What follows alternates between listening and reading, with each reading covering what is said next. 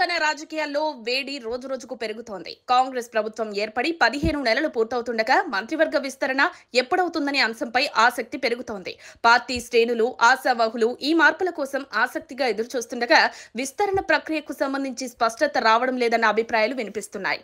అయితే మంత్రివర్గ విస్తరణకు అధిష్టానం గ్రీన్ సిగ్నల్ ఇచ్చిందని సమాచారం. అలాగే ఇప్పటికే ఉన్న మంత్రులు తమ శాఖల మార్పుపై ఒత్తిడి తెలుస్తున్నట్లు తెలుస్తోంది.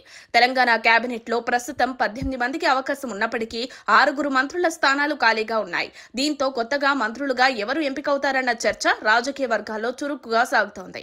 ఈ నేపథ్యంలో కేబినెట్ విస్తరణపై కాంగ్రెస్ అధిష్టానం పలు సమావేశాలు నిర్వహించినట్లు తెలుస్తోంది. ఇటీవల తెలంగాణ కాంగ్రెస్ ఇన్ఛార్జ్ మీనాక్షి నటరాజన్ కీలక నేతలతో సమావేశమై పరిస్థితులను అంచనా వేసినట్లు సమాచారం. కేబినెట్ లో కొత్త సభ్యులను తీసుకోవడంతో పాటు ప్రస్తుతం ఉన్న మంత్రుల శాఖల్లో మార్పులు చేయనున్నట్లు తెలుస్తోంది.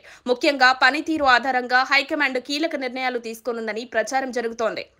ఉత్తమ్ కుమార్ రెడ్డి తన వద్ద ఉన్న పౌర సరఫరాలు, ఇరిగేషన్ శాఖల పట్ల అసంతృప్తిగా ఉన్నట్లు సమాచారం. అతనికి కొత్తగా మరొక ముఖ్యమైన శాఖ అప్పగించే అవకాశం ఉంది.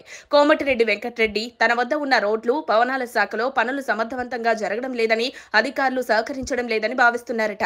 దీంతో ఆయన కూడా కొత్త శాఖ కోరుతున్నట్లు తెలుస్తోంది. జూపల్లి కృష్ణారావు ఎక్సైజ్ శాఖ పనితీరుపై ప్రభుత్వానికి, పార్టీకి అసంతృప్తి ఉందని, అందువల్ల ఆ శాఖను మరో నేతకు అప్పగించే అవకాశం ఉందని సమాచారం. ప్రస్తుతం సీఎం రేవంత్ రెడ్డి వద్ద ఉన్న హోంమంత్రి పదవి సుదర్శన్ రెడ్డికి దక్కే అవకాశం ఉందని సమాచారం. ఆయన సీనియర్ నేతగా ఉండటం, గత అనుభవం, వివాదరహితంగా ఉన్న ప్రొఫైల్ కారణంగా హైకమాండ్ ఆయన వైపుకు మొగ్గు చూపుతున్నట్లు తెలుస్తోంది. కేబినెట్ విస్తరణపై అధికారిక ప్రకటన ఎప్పుడు వస్తుందనే దానిపై స్పష్టత లేదు. అయితే విస్తరణ జరిగినా మొత్తం 18 స్థానాల్లో 16 మందిని మాత్రమే నియమించి మరో 2 పదవులను ఖాళీగా ఉంచే అవకాశం ఉందని రాజకీయ వర్గాలు చెబుతున్నాయి. మరిన్ని అప్డేట్స్ కోసం మా కాయ్ టీవీని సబ్స్క్రైబ్ చేసుకోండి. మా వీడియో కనుక మీకు నచ్చినట్లయితే లైక్ చేయండి, షేర్ చేయండి. మీ విలువైన అభిప్రాయాలను కామెంట్ బాక్స్లో తెలియజేయండి.